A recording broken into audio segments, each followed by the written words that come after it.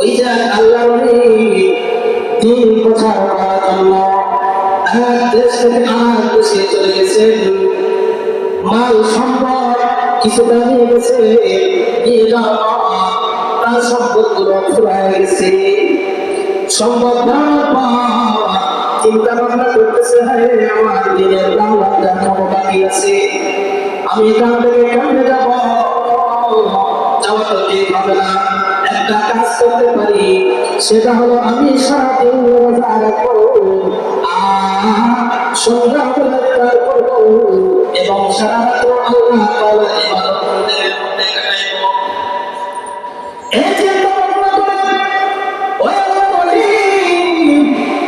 সারাদিন রোজা রাখছে, শুধু পানি পান করে রোজা রাখছে, সন্ধ্যাবেলায় শুধু পানি পান করছে, ইশারের নামাজ আদায় করার পর আল্লাহ তাআলার ইবাদত বন্দেগীর মধ্যে মশগুল আছে।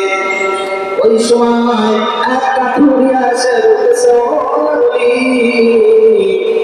আপনার চেহারা দেখে মনে হইতেছে আপনি হয়তো সারাদিন কোনো কিছু খান নাই। সারাদিন কিছু খাই নাই, তার কারণ হলো খাওয়ার কিছু না, বাড়ি পরিবারের দিন প্রচারের জন্য তোমাদের এলাকায় আসছি। বলে আমি তো বাড়িতে যাই, বাড়িতে এদিকে খাবারের কোনো ব্যবস্থা করা যায় কিনা। ওই কাঠুরিয়া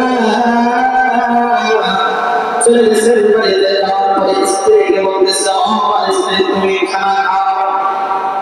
তার সন্তানকে বলছে, তুমি রুটি খাও, আর আমার একখান যে রুটি আছে রুটিটা দাও, আমি এই রুটি দিয়ে হলেও আল্লাহ তোমাকে মেহমানদারি করাইব।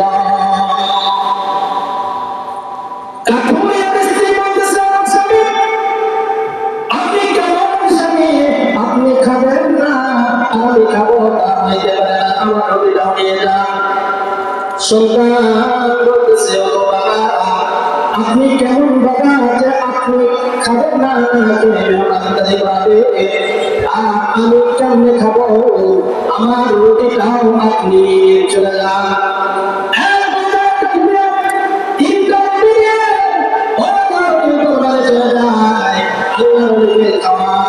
এরপরে দ্বিতীয় দিন আবার ওই আল্লাহ না হয়ে আছে। এবার কাঠুরিয়া বাড়িতে গিয়ে তার সন্তানকে করেছে বাকি স্ত্রীর রুটি এবং তার রুটিটা নিয়ে আসে, আনার পরে আল্লাহ রুটি করেছে। তৃতীয় দিন যখন আবার এরকম ভাবে তার স্ত্রী না খাওয়ার কারণে স্ত্রীকে খাওয়াইছে, সন্তানকে খাওয়াইছে, নিজের রুটিটা নিয়ে এসে দিয়েছে।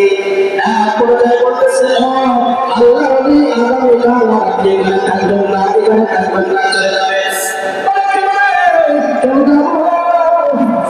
বলে যাওয়ার কারণ আমি 3 দিন পর্যন্ত না খেয়ে আমার খাবারটা আপনাকে দিয়েছি, কাজেই কালকে যদি আপনি থাকেন তাহলে আপনাকে মেহমানদারি করাইতে হবে, আর মেহমানদারি যদি করাই তাহলে আমি আর কাজ করতে পারবো না, কামাই করতে পারবো না, এই জন্য আপনি এখান থেকে চলে যাবেন।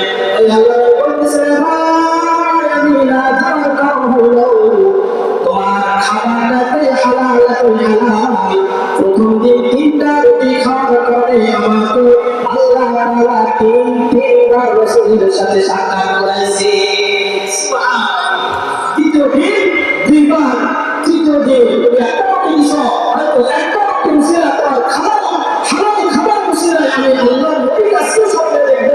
হে মুসলমান, এই জন্য হালাল খাবারের মধ্যে আল্লাহ তাআলা এত খবর দিয়েছে, যদি শুধু আল্লাহটা দান হয় তাহলে এটা আমাদের জন্য ভালো, আর যদি হারাম টাকা দিয়ে ওলা পোলাও টোনা খাই তাহলে এটা আমাদের জন্য হবে জাহান্নামে যাওয়া। আল্লাহ রাব্বুল আলামিন আমাদেরকে হালালভাবে কামাই করার এবং হারাম থেকে ছাড়ার তৌফিক দান করেন। ওয়া মা তাওফীকি ইল্লা বিল্লাহ। আসসালামু আলাইকুম ওয়া রাহমাতুল্লাহি ওয়া বারাকাতুহু।